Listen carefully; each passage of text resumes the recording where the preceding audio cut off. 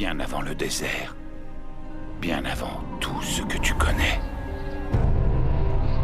J'étais devenu l'un des guerriers les plus redoutés et les plus honorés de notre clan. Et puis, les revenants sont arrivés.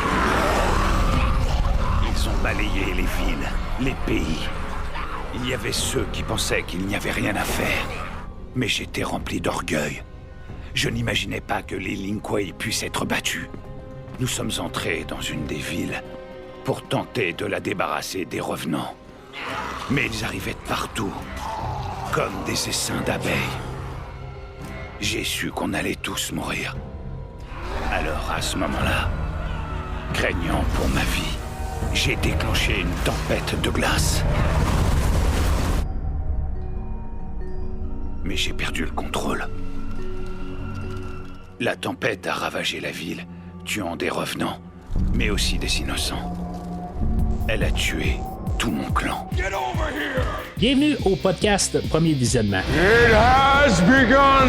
Aujourd'hui, on parle d'un film de la franchise Fate of Earthrealm is in our hands. Le but de ce podcast est de s'amuser tout en discutant de tous les aspects du film. We have prepared for this moment for a long time. I chose you for a reason, okay? Bien entendu, avant de commencer à écouter le podcast, je vous suggère fortement d'écouter le film car on va spoiler le film complètement. I am the chosen one. Bonne écoute. The stance. Bienvenue aux Terres Désolées. Aujourd'hui, on parle de Mortal Kombat Legends Snowblind, sorti en 2022 et réalisé par Rick Morales, avec Manny Jacinto, David Wenham, Ron Ewan, Keith Silverstein, Courtney Taylor, Yuri Lowenthal, Art Butler et Amari Williams. Je suis Mathieu. Et la bonté du podcast, c'est de savoir que vous pouvez toujours être un fidèle du podcast, suivre le podcast, faire partie du podcast, puis vous n'êtes même pas taxé pour ça. Alors, bienvenue au podcast là, dans la franchise de Mortal Kombat que j'ai abandonné, je pense, en 2021, que j'aurais pu suivre avec quelques épisodes, dont l'épisode qu'on va parler aujourd'hui. Le film animé de Mortal Kombat Snowblind, dans le fond, si mettons vous dites, bon ben de quoi je parle aujourd'hui, je parle d'un film animé de Mortal Kombat. Comme vous savez, une fois de temps en temps, je parle au podcast, puis je dis des affaires, puis toujours en référence un petit peu avec Mortal Kombat. C'est pas autant souvent que des références à John Carpenter, puis à Halloween, puis plusieurs autres franchises. Mais Mortal Kombat fait toujours partie là, de pratiquement mon quotidien. À quelque part, il y a toujours quelque chose. À quelque part, là, c'est un univers que j'adore. Peut-être que, à part Mortal Kombat, la chose qui est vraiment dominant en fait là, de jeux vidéo là, va être le petit bonhomme bleu Megaman. Qui a toujours une place très particulière dans mon cœur, mais la franchise Mortal Kombat c'est un phénomène toujours dans ma tête. C'est une franchise que j'ai toujours suivie là, depuis pratiquement sa création là, en 1992, là, peut-être en 93 à peu près, là, avec Mortal Kombat 2, que j'ai commencé énormément à embarquer dans cette franchise-là. Puis, c'est ça. En tout cas, vous pouvez toujours tourner en arrière pour entendre ce que j'ai à dire sur les films en live action du film, les 3 films qu'il y a. Mais c'est ça aussi, dans le fond, j'ai couvert aussi les films animés de cet univers-là. Puis, dans le fond, les 2 premiers films. Là. Puis là, aujourd'hui, on parle du 3e film que... dans le fond, je sais pas si, mettons, ça a commencé à être un petit peu redondant pour certains. Là. En général, là, on va toujours dire que le premier film, Scorpion's Revenge, est le meilleur film animé là, de Mortal Kombat. Mais bon, je suis pas en train là, de donner le film là, d'aujourd'hui, mais je suis en train de juste dire en fait de popularité. C'est rare que j'entends parler là, du film d'aujourd'hui en étant là, un des films qu'on va parler là, des films animés de Mortal Kombat. On va toujours pas mal revenir au premier film. Mais comme vous savez au podcast, je suis toujours en train là, de faire des franchises et en train là, d'élaborer le maximum une franchise. Et c'est ce qu'on fait aujourd'hui. Fait que Mortal Kombat, certaines franchises que je couvre, je vais pas aller sur les films animés, mais Mortal Kombat, j'y vais pas mal à fond. La seule affaire que j'aurais pas couvert au podcast, je pense, il y a le Mortal Kombat Legacy, il y a les animés, là, le Defenders of the Faith, que j'ai pas vu. Je pense que c'est la seule affaire que j'ai pas vu de Mortal Kombat. Sinon, il y a la série en live action, le Conquest, que j'ai écouté quand elle a passé à la télé là, dans les fins d'années 90. Fait que ça, c'est quelque chose que j'aimerais peut-être même d'une manière, peut-être couvrir quelque chose de même. Là. C'est sûr que je peux pas faire là, les 20 épisodes au podcast.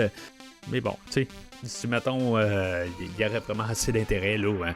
C'est peut-être plus ça aussi, là, quelque part, là, faudrait c'est parce que c'est très niché, là, mais bon, c'est quelque chose que j'aurais été assez craqué éventuellement pour le faire.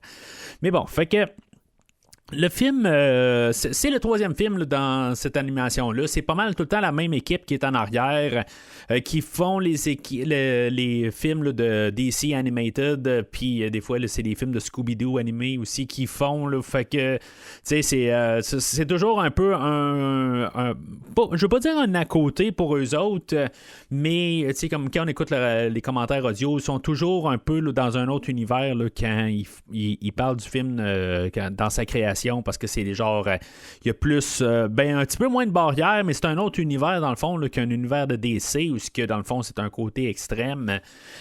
Puis qu'est-ce qu'ils ont à faire avec les films, qu'est-ce qu'ils peuvent faire, mais c'est ces équipes-là qui sont là pour faire ces films-là, puis que dans le fond, là, tout animer là, ces choses-là.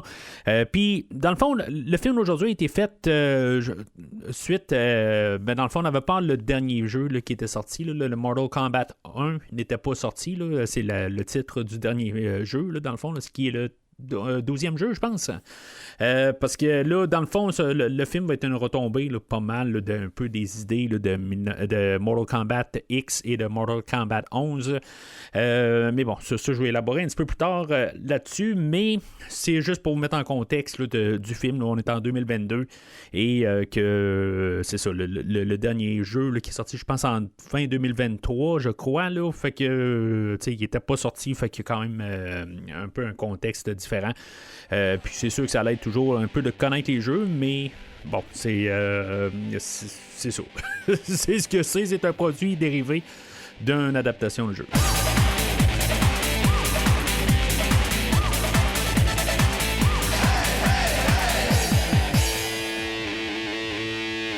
Alors, le synopsis du film va comme suit. Dans un futur dystopique, des revenants attaquent le royaume de la Terre, le réduisant à un paysage désolé composé de villes isolées.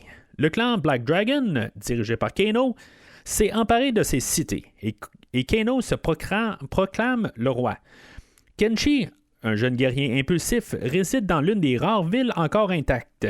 En plein affrontement contre 3 membres du clan, il attire l'attention de Shang Tsung, qui lui propose, sous le nom de Sung, l'accès à une arme légendaire, l'épée Sento. Conduit vers la Well of Souls, Kenshi est aveuglé par l'énergie libérée. Shang Tsung rajeunit, le jette ensuite dans un puits mortel, mais Kenshi s'échappe, guidé par la voie télépathique de l'épée. Kuai Lang, anciennement Sub-Zero, maintenant fermier, recueille Kenshi et l'entraîne. Il révèle avoir provoqué une tempête glaciale pour éradiquer les revenants, mais a perdu ses proches dans le processus et a juré de ne plus se battre. Quant à Kano, envahit une nouvelle ville, Kenshi souhaite intervenir, mais Kuai Liang refuse. Une confrontation éclate entre Kenshi et il est capturé malgré leur tentative de dialogue. Pour le sauver, Kuai Liang redevient Sub-Zero. Il appelle Scorpion et ensemble, ils déclenchent une offensive contre le Black Dragon et libèrent Kenshi. La bataille culminante oppose Sub-Zero à Kano, qui activait le sablier temporel de Chronica pour manipuler la réalité. Sub-Zero l'élimine, mais la chambre se désintègre et la chambre se désintègre, les isolant. Fidèle à sa promesse, Sub-Zero part vers le Netherrealm avec Scorpion laissant Kenshi comme nouveau protecteur de Earthrealm, un héritier de la ligne Lin Kuei. OK, là, je sais que quand même le synopsis était quand même assez élaboré, puis si, mettons, les personnages, je vais rembarquer un peu là, dans les personnages pendant le synopsis qui quelque part, si vous connaissez pas le jeu, ben vous n'êtes pas familier, surtout avec les 3 premiers. Là, des fois, là, c'est plus compliqué. Là, mais en bout de ligne, ce qu'on va essayer de faire, là, c'est vraiment là, juste s'amuser là, un peu dans un univers alternatif de Mortal Kombat. Jouer là-dedans, c'est sûr qu'on essaie de pogner un petit peu des philosophies, là, des clichés peut-être là, des films des années 80. Dans le fond, là, de tout, en tout cas, il y a un bout qui a des montages, des affaires de même. Là. Mais quelque part, c'est juste comme élaborer cet univers-là. De oui, un peu là, de côté là, le bien versus le mal, des affaires de même. Là. Mais c'est vraiment juste à quelque part là, de s'amuser dans cet univers-là, puis pouvoir l'apporter à l'écran. Ce que les films de live action ne peuvent pas nécessairement faire tout le temps.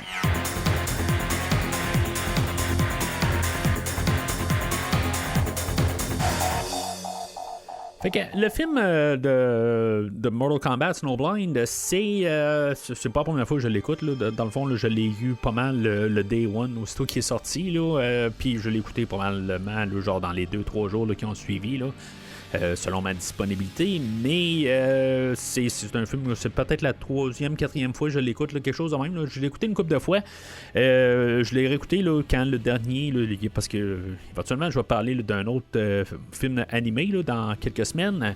Et je l'avais réécouté dans ce temps-là, puis même j'avais la préparation là, tranquillement là, de le faire à l'époque, mais finalement, c'est ça, je vois plus une opportunité là, éventuellement là, en ce moment là, pour pouvoir parler là, de cet univers-là. Fait que c'est genre la 4e et 5e fois, là, je pense que je vois le film. Fait que le film commence. Dans le fond, si on reprend là, à la fin là, du dernier film, là, en tant que tel, là, c'est un peu sur vous. Là, si maintenant vous n'avez pas écouté les 2 films précédents, là, le film précédent s'appelait le Mortal Kombat Legends Battle of the Realms, que j'ai pas réécouté pour l'enregistrement d'aujourd'hui, mais c'est ça, il y a 1 an et demi, là, quand le dernier film est sorti, là, je l'ai réécouté. En tout cas, je me rappelle pas exactement de ce que je disais au podcast, mais à ce que je sache, là, c'est beaucoup pas mal inférieur là, au film original.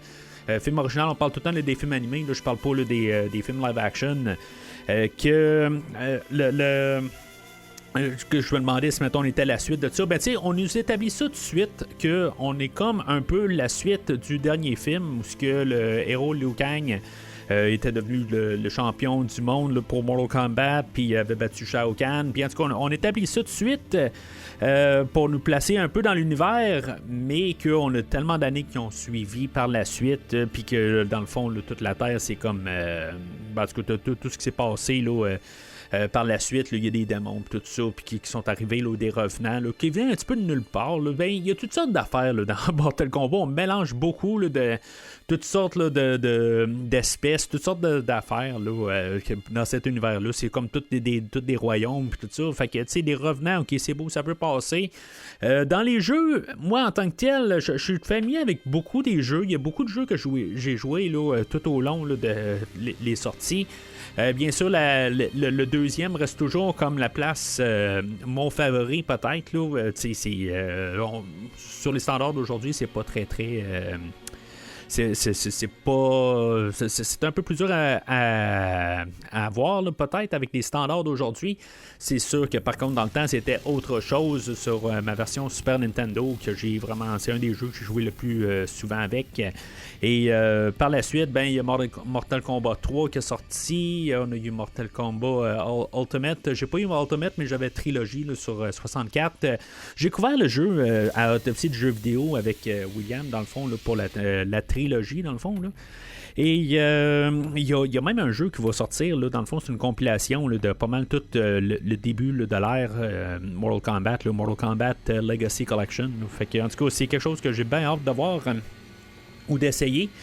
Et par la suite, même quand on est arrivé à Mortal Kombat 4 que j'ai eu sur Nintendo 64, j'ai vraiment trippé là, sur ce jeu-là. Deadly Alliance sur la GameCube avec Deception après ça. Deception, j'ai vraiment aimé là, son côté open world un peu là, pour le côté histoire là, que j'avais trouvé ça vraiment le fun. Quelque chose que je pense que j'ai pas retrouvé là, dans aucun jeu par la suite. Là. En tout cas, ce fun-là spécifique. Après ça, je vous dirais, là, j'ai eu la version sur la Wii avec Mortal Kombat Armageddon. Tous les jeux, là, je les ai passés quand même plusieurs fois avec plusieurs personnages. J'ai eu le temps un peu là, de m'amuser, là, mais peut-être avec Armageddon, j'ai commencé un petit peu à... Mon intérêt a commencé à flâner un peu, là. Après ça, on a eu plusieurs spin-offs aussi là, au travers de ça. Sur la Super Nintendo, il y avait quand même un spin-off sur Sub-Zero que j'avais comme aimé un peu, là, mais les contrôles là, sont exécrables, sont vraiment... le jeu est vraiment dur à jouer. Mais en tout cas, je l'avais quand même passé là, peut-être la moitié, 3/4 du jeu. Je m'étais rendu quand même assez loin, mais éventuellement j'ai abandonné. Là, les contrôles faisaient le jeu trop difficile. Puis vers la suite de ça, ben il y a toute la franchise s'est virée là, vers d'autres systèmes là, puis moi je gardais Nintendo pas mal là, tout le temps, fait que le reboot de 2009 j'ai pas pu jouer. Ensuite de ça, Mortal Kombat 10 ou X si vous préférez, finalement j'ai fait le saut pour la PlayStation. Fait que là, j'ai commencé un peu à rattraper un peu le temps perdu. Là. Il y a plusieurs jeux là, qui sont sortis au travers de ça que j'ai pas pu voir. Special Forces, qui est un spin-off avec le personnage de Jax et de Sonya, puis de Kano, qu'on va parler en masse aujourd'hui.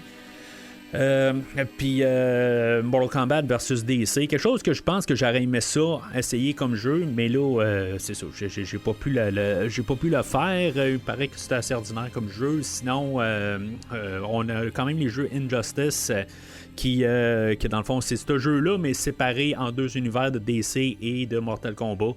Et qu'il y a quand même un peu quelques personnages là, qui sont empruntés là, quand on joue au jeu Injustice, là, il y a des personnages de Mortal Kombat qui se ramassent dans Injustice, là, c'est quand même le fun un peu, mais en tout cas je fais un peu une élaboration là-dessus là, mais à quelque part c'est juste pour vous placer un peu là, de tout mon point de vue là, sur le film. Mais en tant que tel, en fait d'univers, c'est sûr que c'est très loin. Là, parce que l'univers 3D de Mortal Kombat, là, qui est l'ère là, début 2000, là, entre 2002 et de 2010, en tout cas jusqu'au reboot de 2009, mettons, là, toute cette ère-là, je l'ai joué, j'ai joué beaucoup d'heures dessus là, sur ma GameCube, là, surtout pour Deadly Alliance et pour Deception. Et j'ai embarqué avec les personnages, tout vu le lore, mais c'est quelque chose que j'ai pas revisité depuis ce temps-là, tandis que dans les 3 premiers jeux, j'ai revisité assez souvent, dans le fond, soit sur émulateur ou dans le fond, il se trouve même là, sur PC, là, on peut jouer aux 3 premiers jeux. En tout cas, pour l'instant. Et bien sûr, c'est ça va être accessible là, très prochainement, là, en plus là, sur toutes les consoles modernes. Fait que c'est beaucoup plus facile pour ça, mais cette ère-là est pratiquement oubliée. Mais on va faire quand même beaucoup de références dans le film aujourd'hui à cette ère-là de début 2000. Et même aussi le Mortal Kombat X et Mortal Kombat 11, que ça fait quand même 2-3 ans que j'ai pas touché à ces jeux-là. Dans le fond, une fois que j'ai sauté à Mortal Kombat 11, je crois ne plus jamais avoir touché Mortal Kombat X depuis ce temps-là. Fait que, il y a des affaires que j'ai touchées, mais je me suis plus amusé avec X que 11.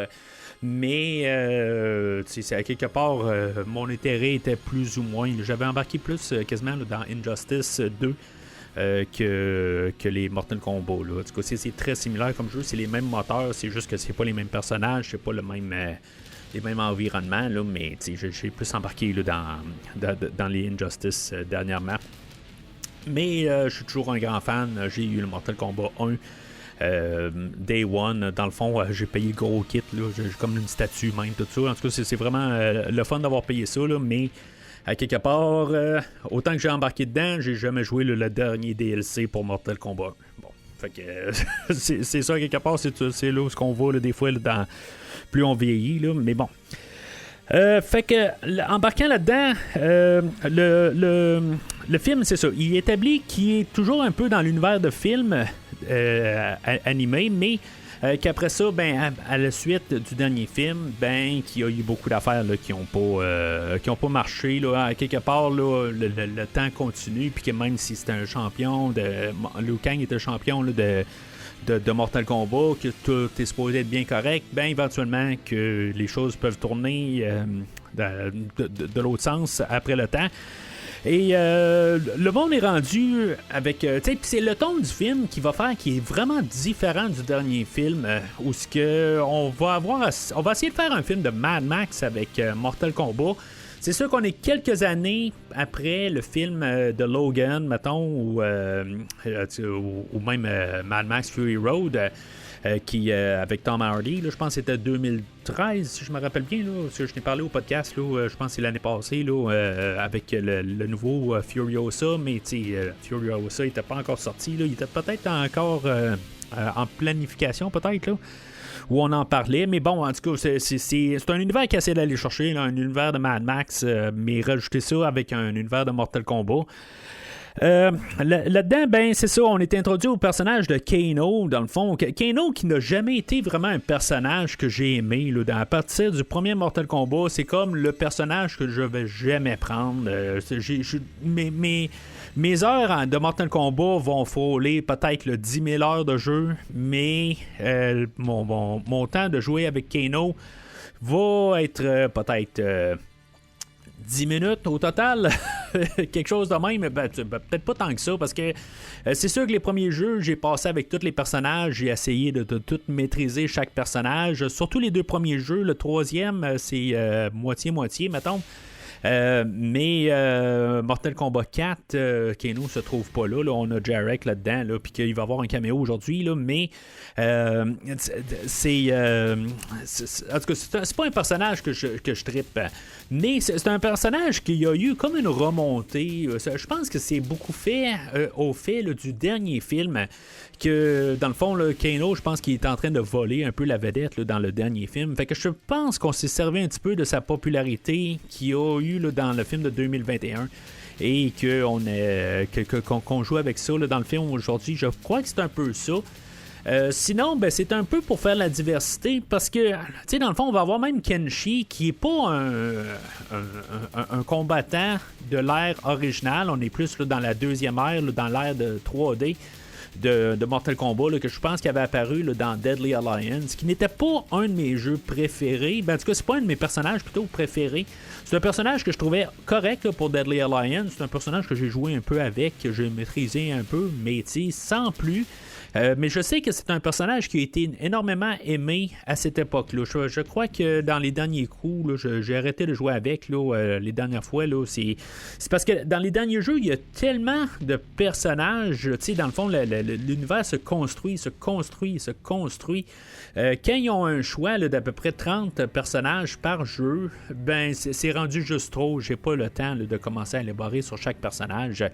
Fait que Kenshi n'est pas vraiment mon choix. Là. Mais tu sais, ça va toujours avec le style aussi. Puis ça marche un peu avec un style, puis avec aussi un côté cool, puis un côté là, de manœuvrabilité, puis d'aisance avec le personnage. Puis tu sais, dans le fond, moi, je suis pas mal un Sub-Zero. Je veux dire, mon personnage préféré, là, c'est Sub-Zero. Ça a été longtemps Scorpion, mais par la suite, je me suis rendu compte qu'avec Sub-Zero, normalement, là, je suis quand même assez solide, mais pas parfait non plus. Là. Je suis pas un virtuose de Mortal Kombat non plus. J'ai mes limites quand même. Là. J'ai comme tout le temps des genres de manœuvres que je suis pas capable de me débarrasser et qui fait que je suis pas capable de juste non plus être un super grand pro, mais je ne suis quand même pas non plus un débutant. Je suis peut-être, mettons un 5 sur 10 à peu près, le 5-6 sur 10. Là, je veux dire, je suis pas un pro, mais je suis à peu près dans la moyenne forte peut-être. C'est à peu près ça. Là. Sinon, ben... pour dire ben honnêtement, là, mais dans toute l'introduction, là, ce qu'on a la bande à Kano, le Black Dragon, qui sont en train là, d'envahir un village, puis qui veulent qu'on va avoir plusieurs caméos. Là, dans le fond, là, on va voir le personnage là, de Aaron Black, qui est un genre là, qui est basé un petit peu peut-être là, sur Clint Eastwood, là, de L'Homme sans nom.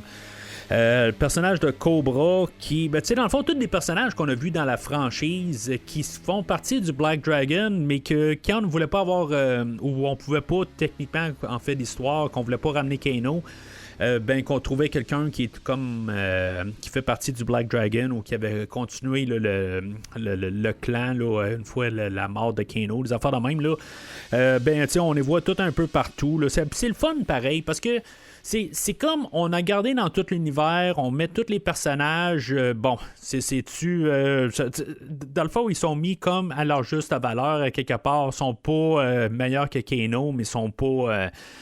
sont juste comme des suiveurs, à quelque part, le personnage de Cobra, de Kira... Il y a eu une couple de personnages qu'on va voir au courant du film là, que honnêtement j'ai comme vu passer. Il y a des personnages que je suis même plus sûr de me rappeler quelque part. Là, je lisais qu'il y avait un personnage qui s'appelle Dairo. Je sais qu'est-ce que Dairo a de l'air, mais je ne l'ai pas vu passer, mais ça a l'air qu'il est dans le jeu. Dans le film plutôt. Puis en tout cas, il y a plusieurs caméos. Là, je veux dire, là, peut-être que je vous balance beaucoup de noms pour rien. Là, fait que. Mais tu sais, dans le fond, la bande se limite pas mal là, à Aaron Black, Cobra, Kira et le personnage là, de Cabal là, qui était très très populaire là, une fois que Mortal Kombat 3 est sorti.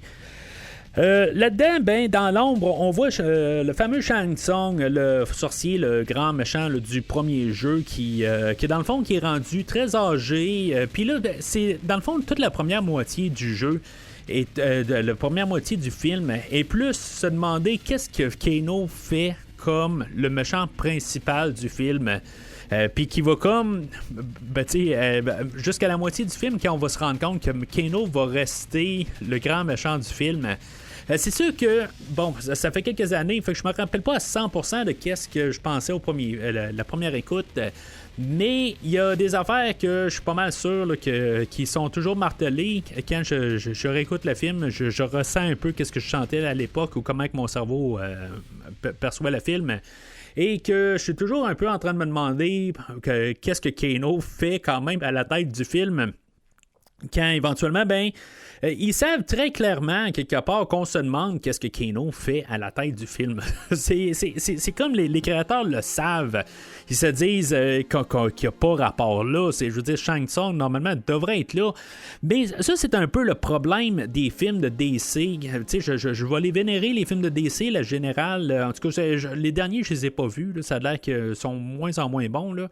Mais dans mettons, les 10 dernières années, on avait des très bons films de DC. Puis, par contre, dans le côté, mettons contre Superman, ou dans les films de Superman, ou dans les films avec Batman, ça tombait souvent avec l'idée que le méchant devait être le Joker. Ou le Joker devait faire une apparition. Il n'y avait comme pas le choix de faire partie de l'histoire tout le temps. C'est juste qu'on a beaucoup de films de Superman, mais on a beaucoup de films de Batman, et que quand on a un film de Superman, qu'on doit trouver une manière là, de tronquer Lex Luthor dans l'histoire, et que si mettons on a un film de Batman, on doit toujours trouver une manière là, d'apporter le personnage là, du Joker là-dedans.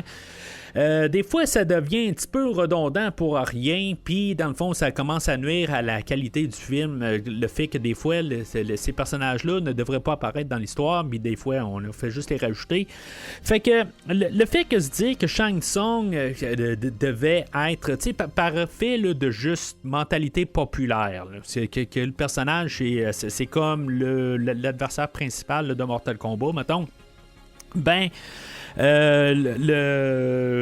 nous met quelque chose dans la tête qu'on se dit, Shang Tsung est normalement plus fort que Kano, mais pourquoi que c'est Kano qui domine? Puis qu'éventuellement on va avoir la révélation même que Kano, que Shang Tsung va réussir à prendre comme un pouvoir à quelque part, là, il va réussir à se rendre au Well of Souls et finalement reprendre un peu là, son jeune âge et reprendre tous ses pouvoirs et affronter Kano. Qu'au bout qu'on arrive pour penser que Shang Tsung ça va devenir l'ennemi principal du film, et que finalement on va nous tirer le tapis sous le pied, et que finalement le film va continuer en disant Kano est le roi ultime du film, c'est lui le grand méchant et qui est plus fort que tout. Ça va être une heureuse surprise à quelque part. Là, je fais juste remarquer là, que j'y vais plus avec des idées parce que c'est un épisode bonus. J'y vais un petit peu plus de travers quelque part au travers du film. J'y vais avec mes idées un peu plus globales. Là. Attendez-vous pas un podcast là, qui est aussi long que d'habitude. Là. Dans le fond, le film est 1h15. On va essayer de faire un podcast un petit peu plus court que le film. Mais c'est ça, avec la révélation là, dans toute la première moitié, là, que Kano qui bat puis qui va massacrer Shang Tsung, c'est vraiment quelque chose là, qui est quand même le fun à voir et qui donne que le film, tu sais, c'est peut-être pas à la moitié du film, c'est peut-être genre à peu près une demi-heure du film. Et qu'on se dit que le prochain 45 minutes, ben, on va avoir quelque chose d'inattendu, de plus être sur nos gardes parce que on essaie là, de trouver une autre saveur et quelque chose, un univers qu'on n'a pas développé là, dans un film de Mortal Kombat et qu'on n'est pas en train de juste prendre des choses dans le jeu. Puis l'ironie de la chose, c'est qu'on a pris quelque chose directement du jeu, mais qui est quasiment niché à quelque part. Mais en tout cas, je reviens à ça.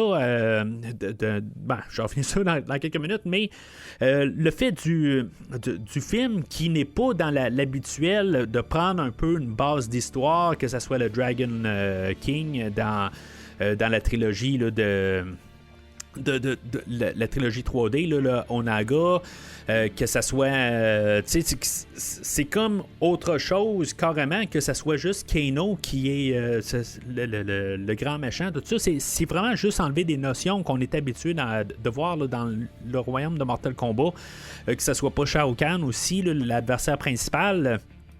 Puis que même, quand on va être introduit au personnage de Kenshi, ben ça va quand même contraster avec tout, pareil qu'on est quand même habitué là, d'avoir nos personnages là, qu'on a généralement tout le temps, que ce soit Sonya Blade, que ce soit Jax, que ce soit Liu Kang, que ce soit Johnny Cage. Tu sais, ces personnages-là, ce qu'on établit carrément au début du film, ils sont morts. Là. Je veux dire, on est plusieurs années là, après tout le tournoi, là, les deux derniers films, et que, dans le fond, on s'en va là, dans une direction plus tard, et que, bon, OK, c'est sûr que Sub-Zero est encore vivant. Ça, c'est une autre affaire. C'est peut-être pas exactement le même Earthrealm. Ça devrait l'être, là, mais en tout cas, mais je pense que Liu Kang était devenu un genre de dieu là, dans le dernier film. Là, en tout cas.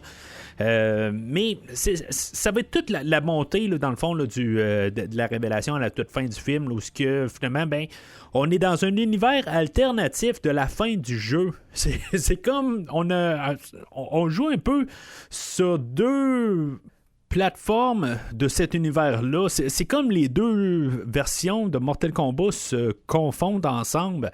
Puis tu sais, c'est comme il faut avoir passé Mortal Kombat 11 avec Kano pour comprendre, mais tu sais, normalement, les personnages, tu sais, qui sont dans un univers, mettons, sur comic book, puis après ça, on le fait, tu sais, mettons, pour Marvel ou DC, ben, tu sais, qu'ils sont dans l'univers de bande dessinée, ils sont dans les BD, et l'univers de film n'est pas le même univers, mais là, tu sais, dans le fond, on confond les deux ensemble, c'est comme les deux continuent ensemble.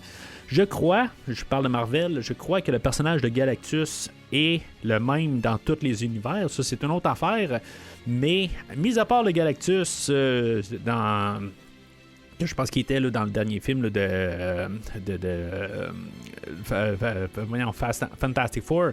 Mais ça, éventuellement, je vais en parler. Là, mais en tout cas, je vais juste en confirmer ça plus tard, là, dans un genre 2 ans, là, que je vais recouvrir le film. Mais le film, c'est ça. En tout cas, c'est juste de vraiment rendre Kano qui est comme une suite du jeu. Mais en même temps, ils savent que ceux-là qui écoutent le film aujourd'hui, c'est des fans du jeu. Pour la générale, qui ont joué à beaucoup des jeux. Peut-être pas tous les jeux. Mais tu sais, on est rendu avec probablement le film le plus niché de tous les films animés et qu'il faut élaborer à quelque part parce que tu sais, le premier film était une version peut-être améliorée là, du film original là, de 1995 et le Battle of Realms qui est bon, ok, c'est pas un très bon film ou un très bon film animé, mais c'est largement une amélioration là, du film de Annihilation, le deuxième film de Mortal Kombat là, je veux dire, c'est largement c'est le meilleur, c'est le même film mais juste mieux fait, tout simplement. Fait que mais qui reste quand même très ordinaire là. Mais là, c'est ça. Qu'est-ce qu'on fait avec le troisième film? Je pense que même, ils savaient pas exactement. Là, c'est comme ils ont fait tout ce qu'on pouvait faire avec Mortal Kombat classique, qu'est-ce qu'on pense, puis là, ben, après un bout, là, ils ont les portes ouvertes là, pour faire quelque chose d'autre. Fait que le personnage de Kenshi, comme j'ai dit, lui... il avait apparu là, dans Deadly Alliance pour la première fois. Son origine est pas mal établie là, similaire là, à ce qu'on a aujourd'hui avec Shang Tsung qui se fait passer là, pour quelqu'un d'autre. Puis à bout de ligne, ben, il apporte à quelque part là, la Well of Souls là, ou le puits des âmes, là, peut-être là, que c'est une traduction libre.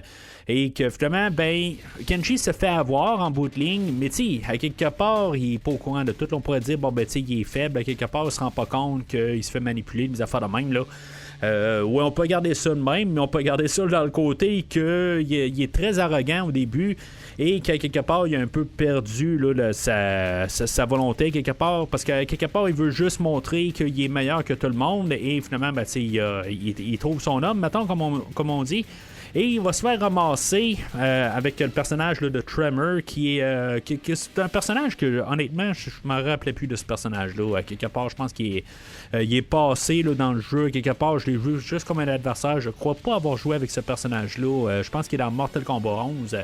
Mais je pense qu'il a même été réinventé un peu là, pour le jeu aujourd'hui. Là. Il a de l'air plus là, d'un genre de Bane avec une force de Hulk.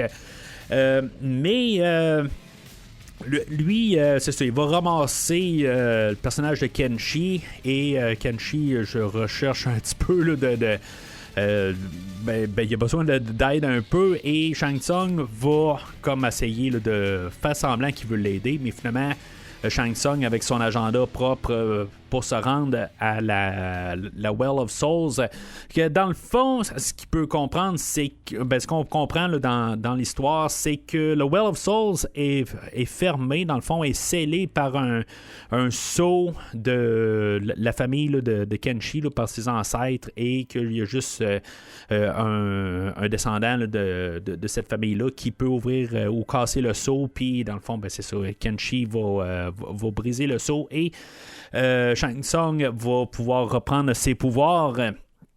Fait que dans tout ça, c'est ça va amener à la révélation que j'ai parlé tantôt, c'est que Shang Tsung va se faire ramasser totalement. Puis c'est ça, c'est tout ça ensemble qui font quand même là, qu'on sait pas là, dans qu'est-ce qu'on s'embarque et qu'à quelque part, c'est ça. On a un peu une histoire de, je sais pas si rédemption à quelque part, mais on a peut-être essentiellement une histoire de Rocky 3, peut-être refaite au goût du jour ou quelque chose de même en animé, mais version Mortal Kombat aussi. C'est très probable parce qu'éventuellement, on va avoir notre montage qui va ressembler vraiment à un montage de Rocky, justement. Qu'est-ce qu'il y a? Le dragon noir est en ville. Ils ont obligé les habitants à faire allégeance au roi. Viens. On peut pas les abandonner à leur sort. Pas comme ça. Oh si, on peut. Et c'est ce qu'on va faire. Non, on peut pas faire ça. Pas quand on a la possibilité de réagir, c'est pas juste. Si tu vas là-bas, crois-moi, tu te feras tuer. Tout ce que je t'ai appris, c'est pour que tu restes en vie. Ne l'oublie pas. Vous m'avez appris à aider ceux qui en ont besoin. Tu te trompes. C'est pas ce que je t'ai appris. Mais bien sûr que si. Où est-ce que je serais si vous ne m'aviez pas recueilli? Si vous ne m'aviez pas entraîné? Ça n'a rien à voir. Et tu n'arriveras jamais à les battre. Pourtant, il n'y a pas pire poison que de dire « je n'y arrive pas ». Je croyais que les hommes pouvaient changer leur destin. Tout ça, c'était des histoires, en fin de compte. Vous pouvez pas m'en empêcher. Je ne suis pas un Lin Kuei, je vous signale. Et ça, ce n'est pas la ville que vous n'avez pas pu sauver des revenants.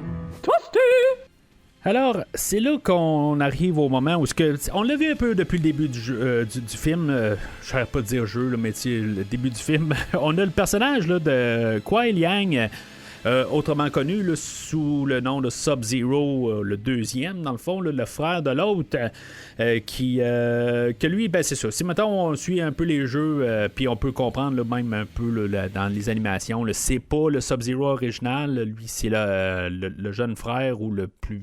Je sais pas s'il est le plus vieux, mais quelque part que lui, dans le bon côté, quand le Sub-Zero est... normalement, là, c'est un machin tout court. Vraiment hâte de voir ce qu'on va faire avec Sub-Zero là, dans le deuxième film. Là. Honnêtement, je n'ai pas vu là, les previews. Là.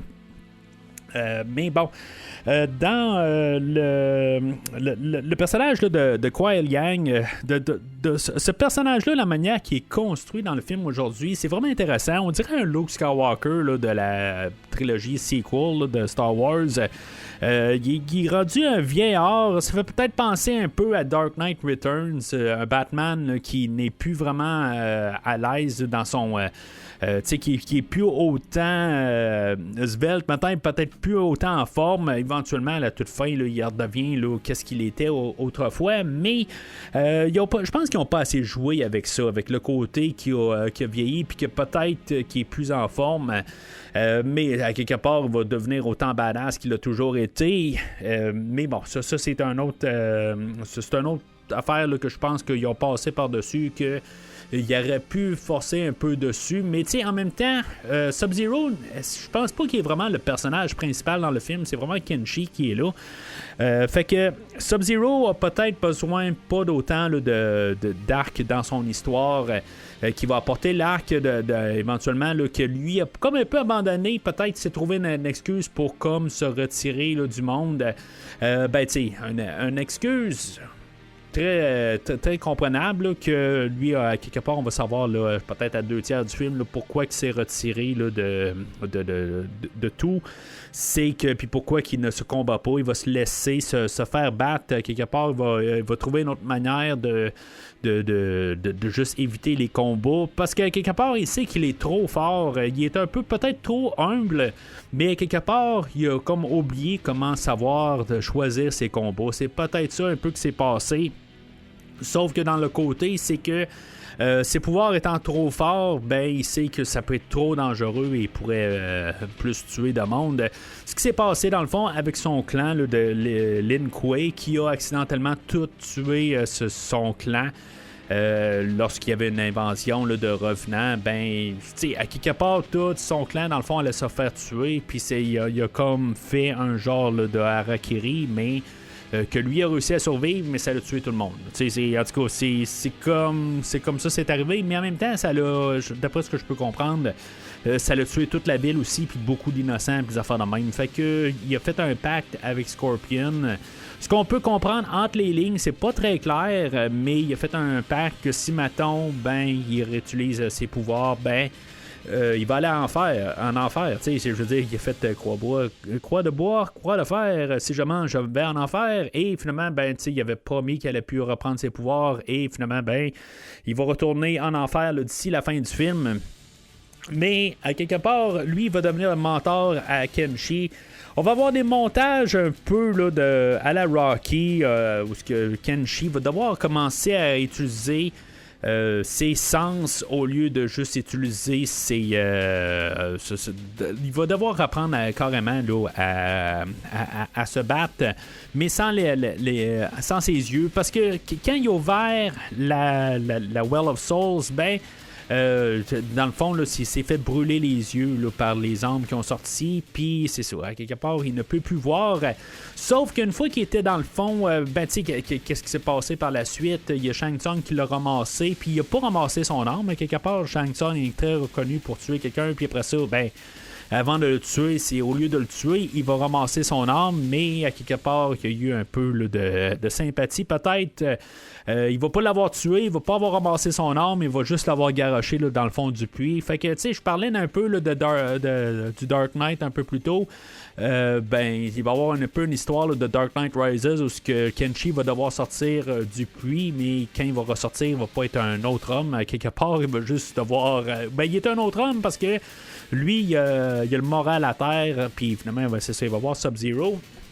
Mais dans le fond du puits, il a ramassé une épée, l'épée Sento, qui fait partie du personnage, qui fait que le personnage de Mortal Kombat, contrairement à ce qu'on a souvent, c'est des combattants à bras. Puis pourquoi que j'aime pas le personnage de Stryker là, qui est dans Mortal Kombat 3, c'est le côté là, qu'il se combat avec des fusils, puis je trouve que ça va pas dans l'univers de Mortal Kombat. Tandis que quand on a l'introduction là, de Kenshi là, dans Deadly Alliance, ben, les personnages peuvent utiliser des armes. C'est un peu la différence qu'on a là, à partir là, des jeux 3D. Là, et on utilise des armes. Puis c'est ça. Lui, dans le fond, là, c'est des katanas. ou un katana, et dans le fond, ça fait vraiment partie là, de son personnage. C'est pas juste il a besoin d'une arme, il sort un katana. Je veux dire, il est vraiment comme ils vont bien ensemble. Puis en même temps, ben, c'est ça, Sento, le katana, a une arme qui va faire qu'il va comme voir. Puis c'est côté visuel, là, j'aime quand même l'idée là, du sonore un peu. Là, c'est comme ça qu'il réussit à avoir un peu comme ses sens. Mais c'est-tu vraiment ça qu'il voit? Là, il voit ça dans sa tête, là, peut-être. Là. Mais ça l'aide beaucoup, ça le guide. Fait que dans tout ça, ben Sub-Zero est là quand même pour le guider vers réapprendre un peu à réussir à vivre avec juste ses sens sans les yeux. Puis c'est comme je dis, ben c'est ça. On a un peu des montages là, de Rocky ou de Kickboxer. C'est ce qu'ils vont dire dans les commentaires. Là. Je me rappelle pas assez de Kickboxer avec Jean-Claude Van Damme là, pour je pense que il y a des melons qui fait tomber dessus. Puis c'est similaire. Là. C'est pas des melons là, dans Kickboxer, mais c'est un peu la même affaire. Mais tu sais, puis dans le fond aussi, on a la télékinésie. Là, c'est comme ça fait très Star Wars pareil. Là. C'est comme on mélange un peu tout ensemble. Là, Star Wars. C'est comme pour la force, dans le fond, qui va devoir essayer là, d'attraper Sento, je veux dire, l'attirer vers lui. Là, ça fait très Star Wars, mais c'est la télékinésie qui faisait partie là, du personnage là, de Kenshi là, en 2002, pareil. Mais c'est ça. Fait que ça fait très 80. Je veux dire, dans le fond, ça va avec tout ce que ce film-là a apporté. Tous ces films-là, dans le fond. Là, c'est comme ils jouent avec tous des clichés un peu. Là. Mais tu sais, ça ne semble pas trop cliché. C'est ça qui est quand même important. Là. Ils nous font un peu un clin d'œil, mais tu sais, ils savent ce qu'ils font. Ça se voit qu'ils savent ce qu'ils font. Mais éventuellement, ben le temps arrive où il y a comme le film doit se rendre à une fin à quelque part là, puis à quelque part ultimement, ce que Sub-Zero essaie de faire comprendre à Kenshi, c'est qu'il y a toujours une alternative à se battre, puis comme c'est peut-être battre en retraite. Et de pas chercher de pas faire, dans le fond, là, de combattre le feu avec le feu. Là, c'est pas nécessairement tout le temps la bonne affaire à faire. Sauf que Kenshi essaie de quand même aussi arriver avec le fait, là, c'est pas nécessairement de combattre le feu avec le feu, mais c'est de comprendre que des fois, il y a du monde qui ont besoin d'aide et que, dans le fond, il faut pouvoir les battre. Et que même, des fois, se faire planter ou quelque chose de même, de choisir le côté de la paix, ben des fois, ça marche pas tout le temps. En tout cas, je veux dire, c'est toujours une question de contexte. À quelque part, là, tu sais. Dans le commentaire audio, il y en a un, là, je sais pas si c'est l'écrivain ou c'est l'animateur ou, en tout cas, le réalisateur. Je sais pas c'est qui, là. Il arrive et il dit que lui a déjà essayé de se faire de choisir la paix puis de laisser le baveux là, de la cour d'école le ramasser, puis finalement il s'est rendu compte que le lendemain il pensait avoir acheté la paix, mais que le lendemain le baveux était toujours là pour essayer de le ramasser par-dessus, tout ça dans le fond. Fait que tu sais, c'est à quelque part tu dois juste au moins être capable de te tenir droit là, devant de te tenir debout devant qu'est-ce que tu crois, tout ça. Puis ça veut pas toujours dire là, de quand même se battre, mais c'est sûr que dans un film de Mortal Kombat, ça veut dire se battre. À quelque part, il n'y aura rien qui va finir avec un calumet de la paix, puis que quelque part, on fait juste se faire le party là, entre Kano et nos bons. Là, ça finira pas de même. Fait que Kenshi va partir tout seul. Dans le fond, Sub-Zero, lui, il va prendre son bord. Il va comme dire que au moins il est pas facile à juste à pencher là, vers le côté là, d'embarquer dans le côté à Kenshi, mais c'est sûr que quelque part il va avoir un élément déclencheur pour que Sub-Zero il va décider là, d'aller comme à la rescousse là, de Kenshi, mais Kenshi va partir à l'attaque. Il va être en feu quelque part. Il va vraiment ramasser une bonne partie là, du Black Dragon. Puis ce qui est quand même le fun, c'est que c'est pas juste le côté là, de se battre des combats là, à main nue. C'est ça. Kenshi a une épée, puis c'est ça. Dans le fond, il y a des montages de même. Si je veux dire, c'est très sanglant. Je vais pas parler de ça, là, mais c'est le côté sanglant là, de tout l'animé, de qu'est-ce qu'on peut apporter là, dans toutes ces manières-là. Puis c'est les manières que les personnages se font tuer. Puis, c'est intéressant à voir toutes les animations. Je vais y aller avec ça. Je vais parler aussi, mais en même temps, un peu de la musique. La musique, honnêtement, je l'ai pas trop remarqué. Ils me l'ont fait plus remarquer quand j'écoutais le commentaire audio pour dire, bien honnêtement, là, la musique là, qui est jouée là, par John Jennings Boyd et Eric V. Hackian, tu sais, est correct. Je l'ai remarqué plus qu'on m'a demandé plus la remarquer, mais dans la musique de ces films-là, que ce soit même les films animés de DC, là, on dirait qu'elle est toujours comme standard pour la générale. Il y en a une couple qui ont sorti un peu du lot. Là, j'en ai parlé, là, je me rappelle pas c'est lequel que j'ai fait dernièrement. Là. Mais généralement, ils sortent pas vraiment du lot. Là.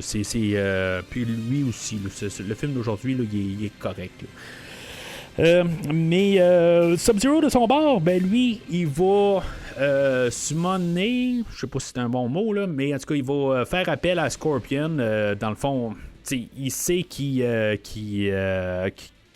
part, de toute façon, il va être donné. Fait que il a compris un peu le message de Kenshi là, que quelque part là, la meilleure chose à faire, c'est puis d'être capable de le faire, c'est de pouvoir défendre ce village-là. Et que finalement, ben, il va brûler son passé, il va brûler la ferme. Sub-Zero vit sur une ferme. Je sais pas qu'est-ce qu'il ferme, là, qu'est-ce qu'il fait pousser. Là, ben, il semble avoir des melons d'eau, des affaires de même. Là. En tout cas, je sais pas. Là, je veux dire, tout est sec là, dans ce coin-là. Là, mais bon, je sais pas exactement comment que tout marche. Là, je suis pas vraiment botaniste. Là. Mais c'est ça, en tout cas. Fait que il va faire appel à Scorpion. Puis c'est là un petit peu, ça va un peu à l'encontre là, de ce que je disais au début là, qu'avec Shang Tsung, que c'est pas, puis le Joker, puis Lex Luthor là, dans les films de DC. Là, on fait appel à Scorpion, qui à quelque part, bon, ben, ça me chicote un petit peu là, dans le côté que pourquoi qu'il faut faire appel à Scorpion encore? Puis je pense que c'était un de mes problèmes un petit peu là, dans le film de 2021. En tout cas, il va falloir que je le réécoute. Là, ça fait peut-être 2-3 ans que j'ai pas écouté le deuxième film. Ben, le dernier film plutôt. Là, je vais rechecker ça. Mais même si c'est un peu son histoire là, dans le film là, de Mortal Kombat 21. Mais c'est comme il faut toujours faire appel à Scorpion. Mais Scorpion est comme la marque de commerce de Mortal Kombat. Je pense qu'on peut pas vraiment passer à côté.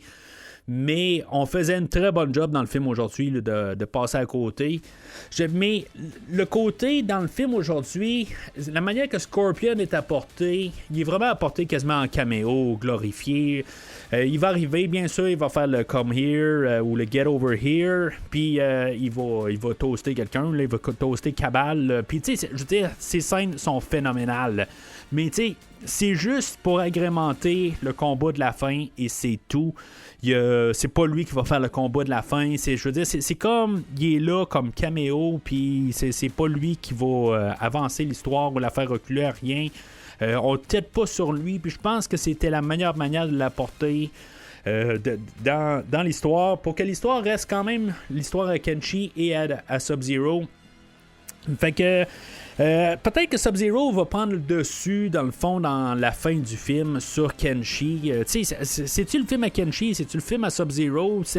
On balance un peu, là, il y a une mince ligne là-dedans. Là. Éventuellement, ben, Kenshi, lui, comme son némésis dans le film, c'est Tremor. C'est le personnage que j'ai parlé tantôt, là, qui est une forme de Bane un peu hulkisé, là. Et qu'en bout de ligne, ben, il va y avoir plusieurs fois là, qu'il va se battre avec. Souvent, il va se faire ramasser par Tremor, mais éventuellement, il va réussir à la battre à la toute fin. Là. C'est le Darth Vader à Kano. Puis, celui qui va se battre contre Kano, ben, ça va être Sub-Zero. C'est lui qui va fermer l'histoire. Là-dedans, ben, c'est ça, on transforme quand même Kano avec le fait que c'est Kano qui a tout construit dans le fond cet univers-là.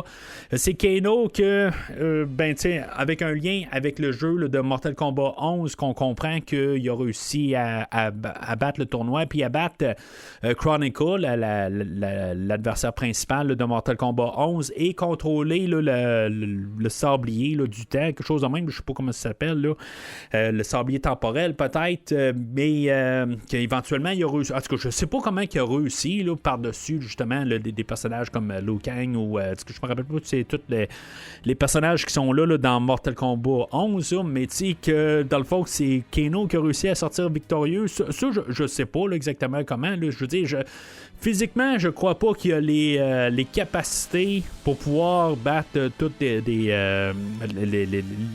plus grands, mettons, là, tu sais. C'est juste peut-être qu'il est arrivé avant ou n'importe quoi, là, tu sais, peut-être une manière d'apporter ça dans l'histoire, là. Mais que c'est lui qui a gagné comme, en guillemets, le jeu de Mortal Kombat 11 et que finalement, c'est ça, il a le contrôle du temps. Puis là, Kano, lui, ce qu'on peut comprendre pendant tout le film, j'ai pas parlé beaucoup de lui, là. Dans le fond, le casting, là, les acteurs qui jouent en arrière, dans tous les acteurs, il y en a une couple que je pense que je les ai vus faire là, des caméos, des affaires de même, là, dans d'autres films, des affaires de même, là, c'est des petits rôles souvent, là.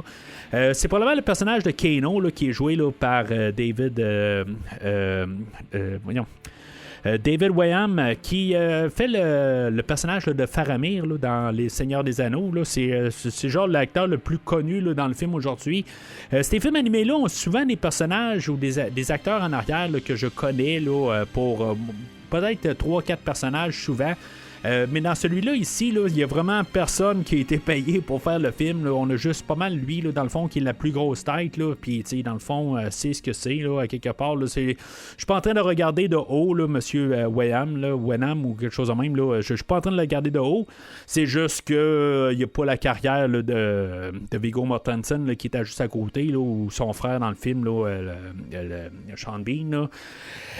Fait que c'est ça, tu sais, on a qui qu'on a, mais ça reste que quand même le personnage de Kano est très bien joué. Tu sais, toutes les voice acting dans le film, là, je veux dire, j'aime toutes les performances au complet. Là, je veux dire, au complet, il n'y a personne qui mérite. Mais aussi le personnage de Kano lui-même, lui. Ce qu'on peut comprendre, c'est qu'il est en train de juste comme peut-être se chercher un challenge à quelque part. Il sait qu'il peut tout le temps retourner là, puis arranger les choses, mais il a comme perdu un peu une joie de vivre. Mais c'est un personnage qui est le fun à voir. C'est un personnage que, bon, j'ai dit que j'ai jamais joué avec ce personnage-là, mais je dirais que depuis même 21 ou même le film d'aujourd'hui, que j'apprécie à connaître ce personnage-là, puis à l'aimer, ce personnage-là, la manière qui est apportée là, dans le monde moderne. Dans le temps, je crois que c'est comme dans la trilogie originale, là, la manière qui était apportée. Dans le premier jeu, je le trouve juste comme genre trop générique. Dans le 3, il a été réinventé pour avoir l'air un petit peu plus cool, mais, tu sais, pour moi, il n'y a jamais eu vraiment de personnalité, mais c'est plus qu'est-ce qui était apporté dans le film de 2021, même dans le film de 95, qui est un petit peu bouffon, mais qui a quand même un certain petit charme dedans, qui est quand même un personnage qu'on n'aime pas, mais ou plutôt qu'on aime détester, mettons, mais... il est pas bien élaboré là, dans le film de 95, puis je pense que c'était dans le film de 2021 qui ont réussi à vraiment cerner le personnage puis l'apporter d'un côté qu'on sait que c'est un machin mais qu'on l'aime, puis dans le fond il est pas mal là, l'empreinte du film et du Kano qu'on a aujourd'hui là, vraiment là, il y a l'empreinte là, du film de 2021. Fait que c'est ça, à quelque part c'est Sub-Zero dans le fond là, qui va se battre contre Kano. Tu sais, dans le fond on va avoir on va se promener là, au lieu de se battre là, dans un horloge normale, on a comme l'horloge du temps là. Puis, en tout cas, il y a plusieurs choses là-dedans. Là. Quelque part, Sub-Zero va perdre son bras, puis Kano aussi va perdre son bras, où Sub-Zero va ramasser le bras de Kano pour le poignarder avec. Là. C'est comme, c'est un peu n'importe quoi, là, mais c'est ça qui est le fun quand même là, dans ces animations-là. Puis finalement, Kano va finir Michael Myerisé. Mettons, là, c'est un nouveau terme que je viens d'utiliser, là, Michael Myerisé de Halloween Ends. Là. Je sais pas s'il y en a qui ont réécouté là, Halloween Ends là, dernièrement. Là. Mais Michael Myers, à la toute fin, il se fait comme broyer là, à la toute fin. Puis ça ressemble pas mal à ce que Kano se fait faire, mais... le film d'aujourd'hui a au moins la distinction de dire qu'ils l'ont fait un an avant le Michael Myers. Fait que, tu sais, ils l'ont fait avant. Mais c'est ce qui se passe avec lui. Dans le fond, il se fait broyer là, carrément là, dans le système. Puis, mais c'est ça, pour toute la fin là, qui dure peut-être une quinzaine de minutes, ben, honnêtement, tout est bien dosé. Les personnages qu'on a connus au travers, là, il y a beaucoup de caméos au travers, là, il y a quelques-uns qui se rajoutent au travers de ça.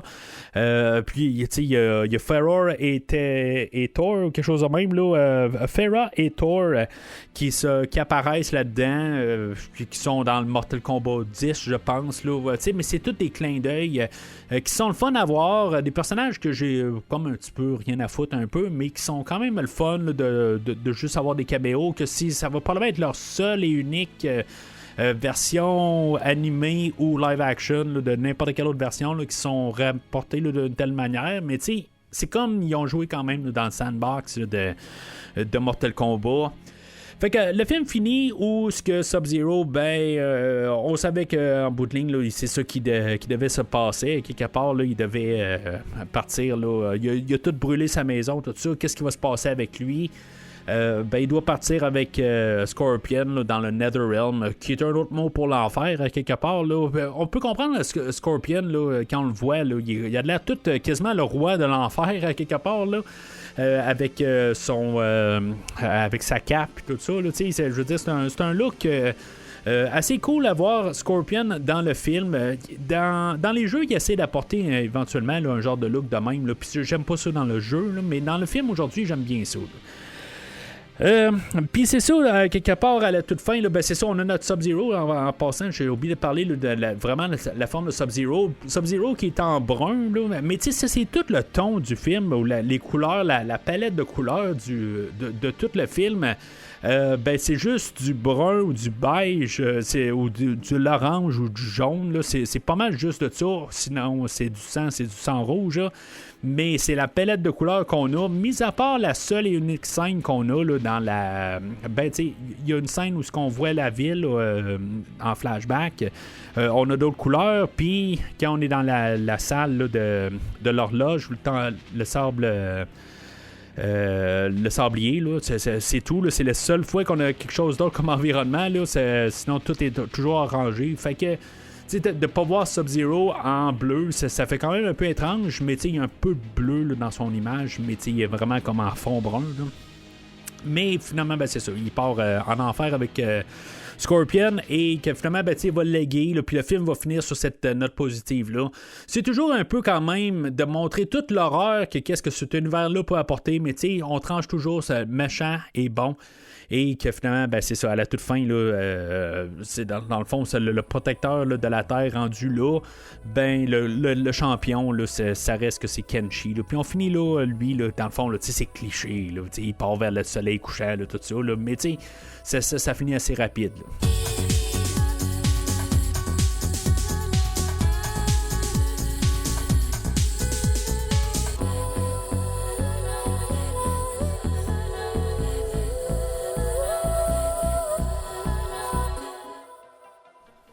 Alors, en conclusion, le film de Scorpion's Revenge, là, le premier animé, là, ça reste un classique. C'est vraiment le Mortal Kombat le pur.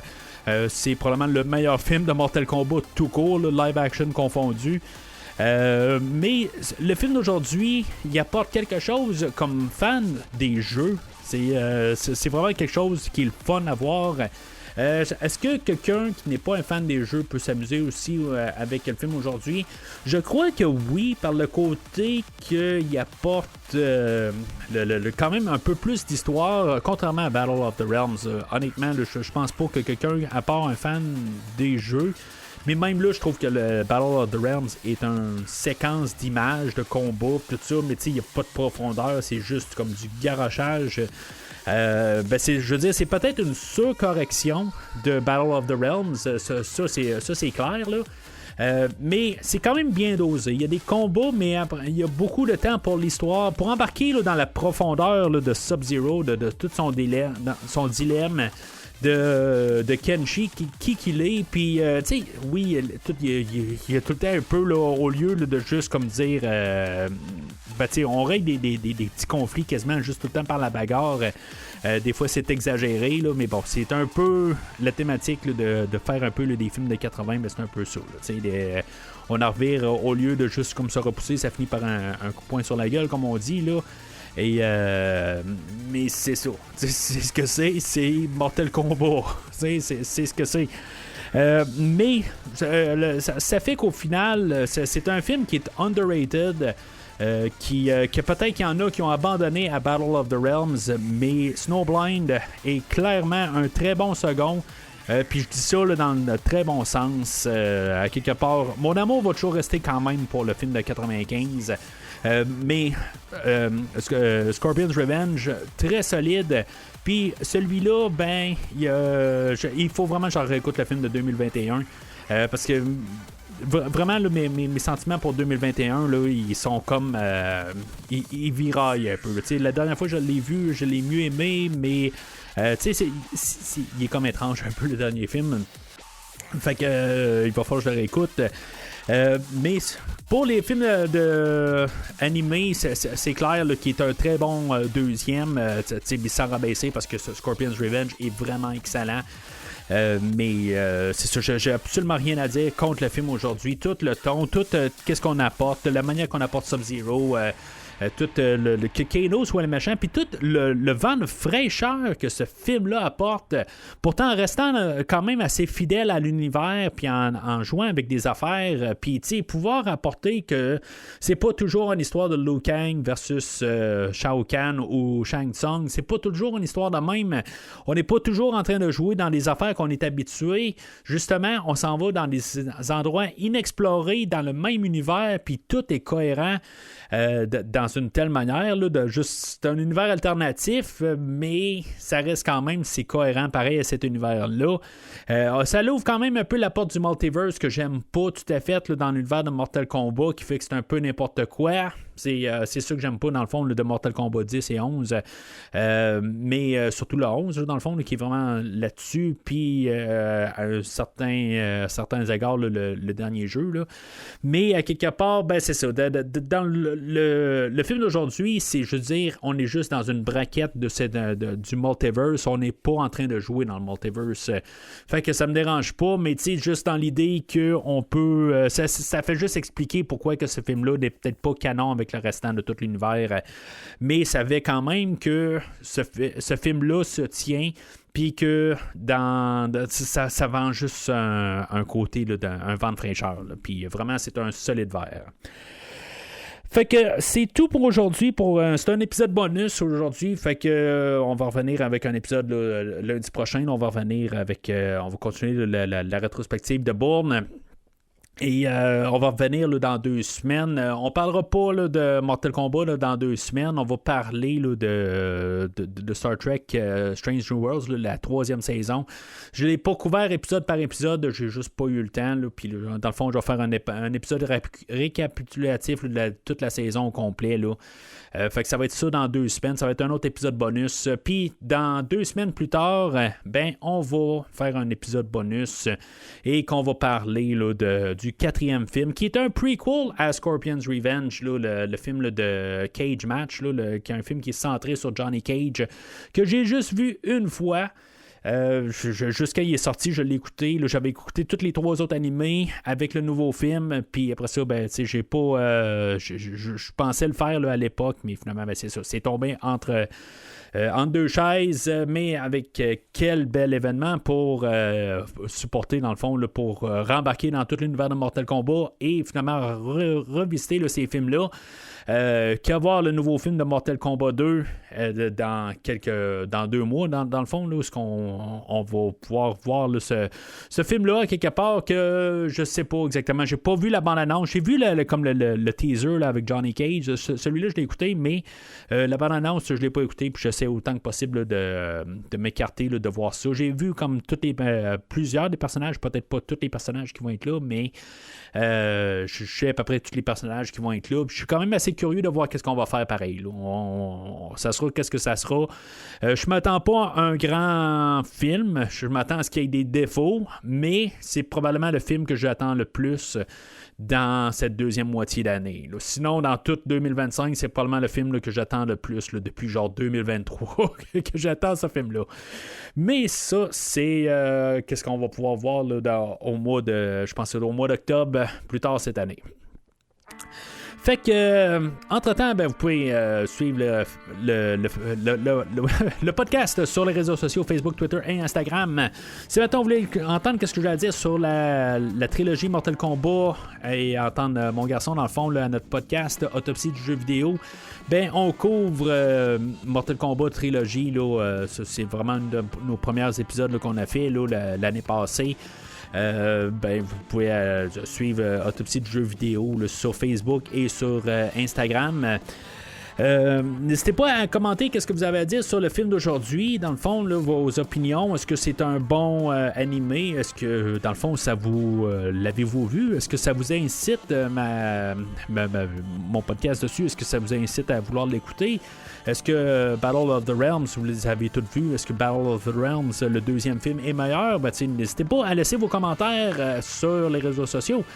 Et en même temps, si maintenant vous voulez que je couvre un film là, de votre choix, là, c'est toujours ouvert. Si maintenant vous voulez que je couvre un film ou 3 films, tout dépendant. 10$ pour un film, 25$ pour 3 films.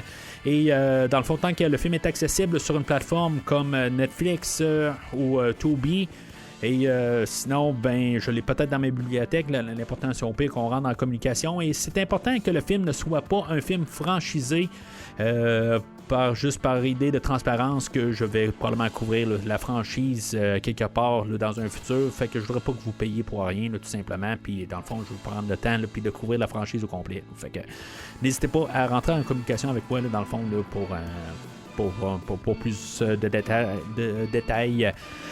Fait que c'est ça pour aujourd'hui. Mais sinon, d'ici le prochain épisode, trouvez votre animalité. Kinda wins. You fucking beauty. Merci d'avoir écouté l'épisode d'aujourd'hui. J'espère qu'il vous a plu. On se retrouve la semaine prochaine pour l'analyse d'un autre film. Toutes les opinions exprimées dans cet épisode sont les miennes ou celles de mon invité s'il y a lieu, et elles ne représentent en aucun cas les points de vue des personnes ou entités liées au film discuté aujourd'hui. Les extraits audio et musicaux entendus dans cet épisode sont utilisés à des fins de critique, d'analyse et de discussion, conformément aux principes d'usage équitable et non dans une intention de porter atteinte aux droits d'auteur. This is it. My big break. The one that takes me from C-list action guy to A-list action guy. Suivez la playlist officielle de Premier Visionnement sur Spotify. Si vous voulez être introduit à chaque trame sonore qui est couvert au podcast et disponible sur cette plateforme. The earth was created in 6 days. So too shall it be destroyed. Rendez-vous sur premiervisionnement.com pour accéder à toutes les séries déjà couvertes, dont des rétrospectives d'action comme Die Hard, Beverly Hills Cop, Mortal Kombat, Indiana Jones, James Bond, Mission Impossible, John Wick et Rocky, de science-fiction comme Star Wars, Jurassic Park, Terminator, The Matrix et Ghostbusters, d'horreur comme Hannibal, Scream, Friday the 13th et Saw, sans oublier les univers de super-héros Marvel et DC. Vous y trouverez aussi des épisodes sur des films cultes comme Seven, Bloodsport, Apocalypse Now, Taxi Driver, Heat et The Hitcher. It seems that throughout history, different cultures all over the world, they reference a great tournament. But my research shows that there's realms and species that we didn't even know existed. Vous aimez le podcast? Soutenez-le en laissant une note maximale sur votre application d'écoute. Ooh, looks like we have a hero. I'm just looking for a challenge. Vous aimeriez que le podcast couvre un film de votre choix? Pour 10$, je propose un épisode sur un film non franchisé disponible sur Netflix, Prime Video ou toute autre plateforme légale gratuite. Et pour 25$, je couvre 3 films. Le tout sera couvert dans un délai de 3 mois après votre don. I'm sorry. Maybe it's being kicked in the head by assholes from another dimension, but I thought you said agreed. I did. N'oubliez pas de suivre la page Facebook, Twitter ou Instagram du podcast pour rester informé sur les épisodes à venir. Right. Finish it. Merci de votre soutien et à très bientôt dans un prochain épisode. Yo,